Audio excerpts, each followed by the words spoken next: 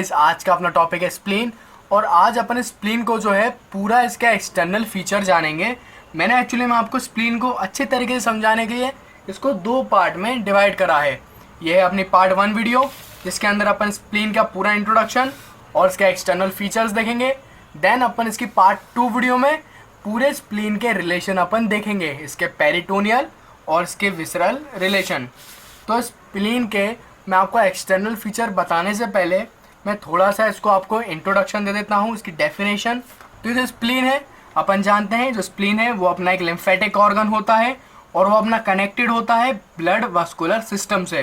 तो मेनली अपन को पता है जो अपनी आरबीसी की लाइफ कितनी होती है, 125 डेज की अपनी आरबीसी की लाइफ है। देन वो आरबीसी अपनी स्प्लीन के अंदर चली जाती है और यहाँ पे उसका आपका ब्रेकडाउन हो जाता है। तो इस तरीके से जो स्प्लीन है वो अपना ब्लड को फिल्टर करने के लिए भी एक्ट कर रही हैं, और ये जो है अपना लिम्फॉइड ऑर्गन भी है। तो ये बहुत ज़्यादा इंपॉर्टेंट रोल अपना प्ले करती है अपने इम्यून सिस्टम में, बॉडी में।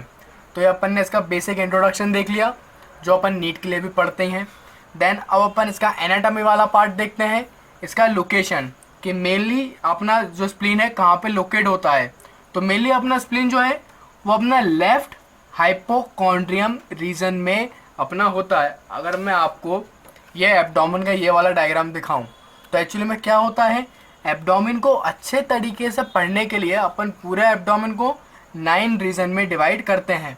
ये अपन ने अपनी स्टोमक वाली वीडियो में भी देखा था।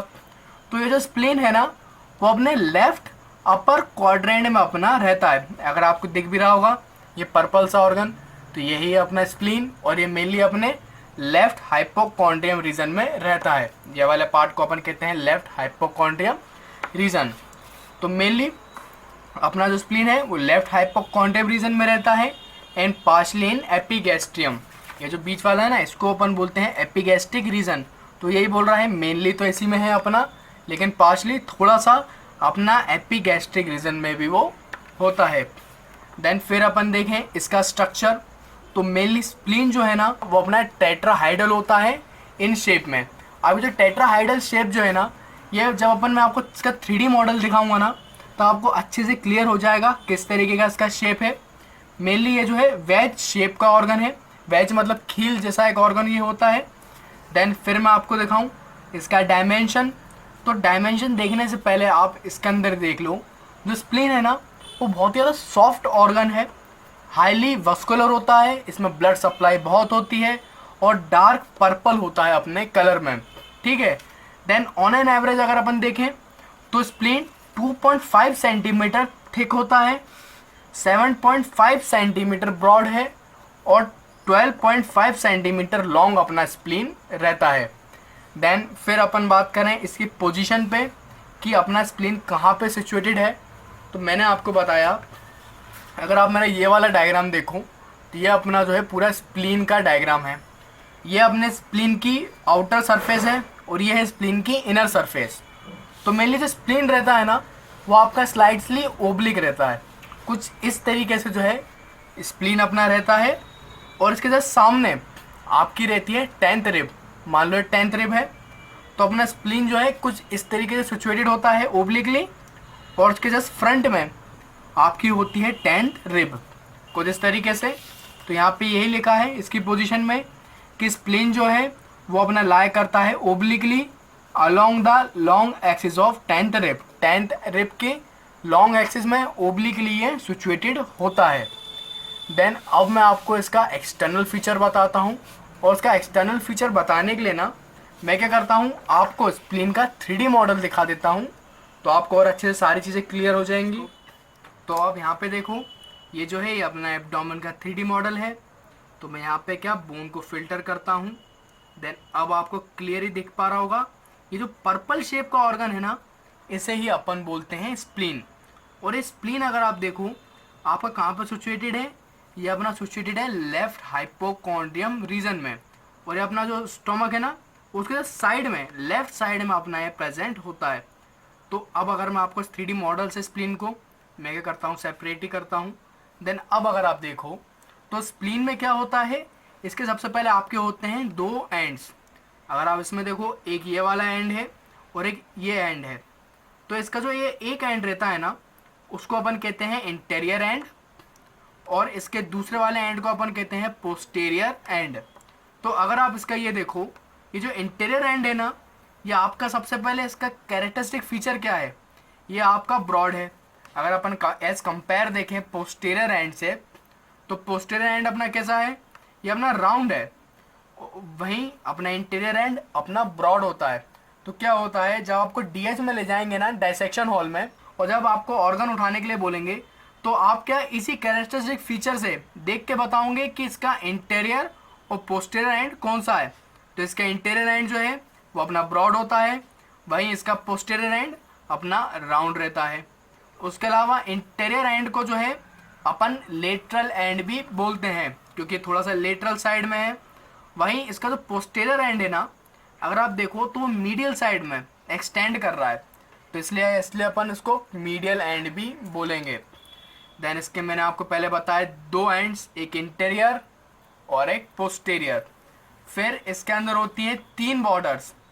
अगर आप देखो, ये एक है इसकी सुपीरियर बॉर्डर, ये आपको दिख रहा है ना सुपीरियर में, तो ये एक इसकी होती है सुपीरियर बॉर्डर, ये मैं राइट से पिंच करी पूरी, तो ये एक है इसकी सुपीरियर बॉर्डर। देन ये वाली है इसकी पूरी इंफीरियर बॉर्डर। देन क्या होता है इसकी इनर वाली सरफेस में, इसके यहाँ पे अगर अपन इसको अंदर से देख रहे हैं, तो सुपीरियर और इन्फीरियर इन दोनों बॉर्डर्स के बीच में यहाँ पे एक और बॉर्डर रहती है, उसको अपन बोलते हैं इंटरमीडिएट बॉर्डर, क्योंकि सुपीरियर और इन्फीरियर के बीच में है, तो इसको अपन बोलते हैं इंटरमीडिएट बॉर्डर। देन अपन देखते हैं सरफेसेस। तो कुल मिला के इसके अंदर जो है दो सरफेस अपनी होती है। एक सबसे पहले बाहर वाली सरफेस जो कि ये है, तो ये जो सरफेस है ना, इसको अपन डायफ्रामेटिक सरफेस भी बोलते हैं। अपन उसको डायफ्रामेटिक सरफेस क्यों बोलते हैं, क्योंकि मेनली ये वाली सरफेस जो है ये अपने डायफ्राम मसल से कवर होती है। मैं फिल्टर करके मसल लाता हूँ आपके लिए। यहाँ पे आप देखिए ये मसल आ गई, डायफ्राम मसल। और ये डायफ्राम मसल क्या कर रही है, पूरे अपने स्प्लीन को कवर कर रही है। फिर से अपन लाए इसके सामने, ये है। तो इसलिए अपन इसकी ये इंटीरियर सरफेस को अपन बोलते हैं डायफ्रामेटिक सरफेस। देन इसके जो अंदर वाली सरफेस रहती है, इनर सरफेस, अगर आप वो देख रहे हो, तो ये ऑर्गन्स के साथ रिलेशन में आ रही है, इसलिए अपन इसकी इनर सरफेस को बोलते हैं विसरल सरफेस। विसरल मतलब मेनली ऑर्गन्स अपने। तो इसको मैं सेपरेट करके दिखाऊं तो आपको क्लियरली दिखेगा, ये है इसके विसरल सरफेस। और क्या होता है विसरल सरफेस पे, यहाँ पे आपको कुछ इंप्रेशन भी दिख रहे होंगे। तो मेनली अगर आप देखो तो इसका ये वाला यहाँ पे क्या है, अपना स्टोमक प्रेजेंट है, तो ये वाला जो इसका इंप्रेशन है ये है अपना गैस्ट्रिक इंप्रेशन। गैस्ट्रिक मतलब स्टोमक, तो ये अपना गैस्ट्रिक इंप्रेशन। उसी तरीके से यहाँ पे होता है रीनल इंप्रेशन अपने किडनी के लिए, और नीचे इसके अंदर रहता है कोलिक इंप्रेशन। तो ये मैंने आपको उसकी दोनों सरफेसेस बताई। देन फिर अपन बात करते हैं हाइलम के बारे में। तो क्या होता है, हाइलम वो वाला स्ट्रक्चर होता है जहाँ पे ऑर्गन में आर्टरी और नर्व अंदर जाती हैं और वेन बाहर आती हैं। तो मेनली जो उसका हाइलम है ना, वो ये है। अगर आप ये देखो इंटरमीडिएट सरफेस, उसके साइड में आपको दिखेगा इसका हाइलम, और मेनली इसका जो हाइलम है वो आपको मेनली रहता है इसकी विसरल सरफेस में। तो अब आपको जब वो डीएच में जब आपको उठाने के लिए देंगे ना ऑर्गन, तो आप किस तरीके से उसको उठाओगे, सबसे पहले आप जो इसका जो है इंटीरियर एंड, आप उसको इंटीरियर के साइड करोगे। अब आप कैसे पता लगेगा ये इंटीरियर एंड है, तो मेनली जो ब्रॉड एंड होता है वो होता है इंटीरियर। तो आप उसको उठा के उसका इंटीरियर एंड ऐसा, इसको पहले ओब्लिकली पकड़ना और इंटीरियर एंड आगे कर देना। देन पोस्टीरियर एंड जो कि राउंड है वो पीछे कर दोगे तुम। फिर तुम बोलोगे हमें ये कैसे पता चलेगा कौन सी सुपीरियर बॉर्डर है कौन सी इंफीरियर बॉर्डर है। तो क्या होता है, सुपीरियर बॉर्डर की एक कैरेक्टरिस्टिक होती है कि उसमें इस तरीके से नॉच प्रेजेंट होते हैं। तो अगर आपको सुपीरियर और इन्फीरियर में अगर डिफरेंशिएट करने में मुश्किल आए तो आप ये नॉचेस देख लेना। तो सुपीरियर बॉर्डर में अपने नॉच प्रेजेंट है, फिर आप इसको सुपीरियर बॉर्डर को आगे कर दोगे नॉच की तरफ। और यार इसकी सरफेसेस पर तो आपको क्लियरली दिख ही जाएगी कौन सी डायफ्रामेटिक सरफेस है कौन सी विसरल सरफेस है, क्योंकि मेनली विसरल सरफेस में अपन का प्रेजेंट होता है हाइलम। तो आपको इस तरीके से ये पूरा पता चल जाएगा इसका विसरल सरफेस। देन अब क्या है, अपन इसको फर्दर और डिटेल में देख लेते हैं मेरे नोट्स में। तो मेनली अपन को एक्सटर्नल फीचर में जो है इसके कैरेक्टरिस्टिक ही याद करने पड़ेंगे कि जो इंटीरियर जो अपना एंड होता है वो अपना होता है एक्सपेंडेड, जो इंटीरियर एंड है वो अपना एक्सपेंडेड होता है and it's more like border, वो कुछ बॉर्डर की तरह ज़्यादा दिखता है। मैंने आपको बताया भी था, अगर आप देखो ये इंटीरियर एंड अपना एक्सपेंड है और ये बॉर्डर की तरह ज़्यादा दिख रहा है। और उसका अपना डायरेक्शन क्या है, इसका डायरेक्शन अपना होता है डाउनवर्ड और फॉरवर्ड। तो यहाँ पे ये लिखा है इसका डायरेक्शन है डाउनवर्ड एंड फॉरवर्ड। देन इसके अपन पोस्टीरियर बॉर्डर की बात करें तो ये अच्छे से याद कर लेना, वो अपना होता है राउंड और उसका डायरेक्शन होता है अपवर्ड और बैकवर्ड, वो मेनली ऊपर की तरफ है और बैकवर्ड होता है। देन इसकी बॉर्डर्स, इसके सुपीरियर बॉर्डर मैंने बताया कैरेक्टरिस्टिक फीचर है कि उसमें प्रेजेंट होते हैं नॉचेस, ये आपको दिख भी रहा होगा। उसके अलावा इसकी इंफीरियर और इंटरमीडिएट सरफेस मेनली अपनी राउंड ही होती हैं। देन अपन देखें इसकी डायफ्रामेटिक सरफेस, तो डायफ्रामेटिक सरफेस जो है वो अपनी कॉनकेव है और स्मूथ है, बिल्कुल स्मूथ रहती है, कोई भी इसमें आपका जो है इरेगुलर वो नहीं होती, बिल्कुल स्मूथ होती है वो। देन विसरल सरफेस अपन देखें तो मेनली अपनी कॉनकेव होगी और इरेगुलर होती है। अगर आप देखो इसमें तो पहले तो कॉनकेव है और ऊपर से इरेगुलर है वो, क्योंकि इस साइड अपना प्रेजेंट है गैस्ट्रिक इम्प्रेशन, फिर इधर प्रेजेंट है अपना रीनल, फिर नीचे अपना कोलिक इम्प्रेशन। उसके अलावा बीच में अपना जो है इंटरमीडिएट बॉर्डर है, उसके साइड में हाइलम भी प्रेजेंट है। इस वजह से अपना विसरल सरफेस अपनी होती है इरेगुलर।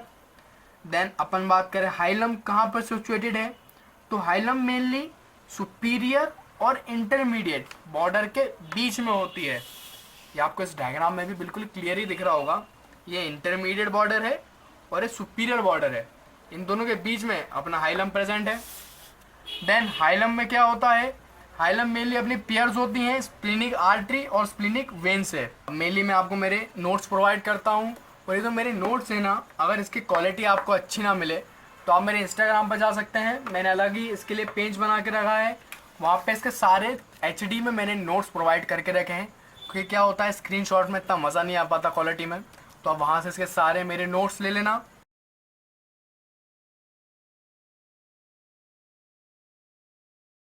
अगर तुम्हारी मेरी इस वीडियो से हेल्प हुई हो तो मेरी इस वीडियो को तुम करो लाइक और मेरे चैनल को तुम बिल्कुल सब्सक्राइब कर लो। मैं पूरा इसमें एनाटॉमी लाता हूँ, अपन upper limb, lower limb, thorax, pelvis और हाफ एब्डोमेन जो है अपन पूरा देख चुके हैं। अपन उसके बाद अपन जो है हेड एंड नेक शुरू करेंगे, लेकिन तुम इसके पार्ट 2 वीडियो है ना वो बिल्कुल भी मिस मत करना यार, क्योंकि पार्ट 2 वीडियो ही इसकी मेन वीडियो है। एक्चुअली में पार्ट 2 वीडियो में अपन स्प्लीन के देखेंगे रिलेशन, ये इसकी विसरल सरफेस है ना उसके मेन रिलेशन देखेंगे। और वाइवा में क्या होता है, स्प्लीन एक तो क्या होगा एक्सटर्नल फीचर तो इसके वाइवा के लिए होगा, लेकिन इसके विसरल सरफेस के रिलेशन जो है वो यूनिवर्सिटी में वेरी शॉर्ट में वो पूछ लेता है कि राइट है विसरल रिलेशन ऑफ स्प्लीन, तो वो आप मेरी पार्ट 2 वीडियो में पूरा क्लियर हो जाएगा आपको। तो thanks for watching and part 2 की वीडियो आई बटन पे है, तो वहाँ पे जाके आप देख सकते हो।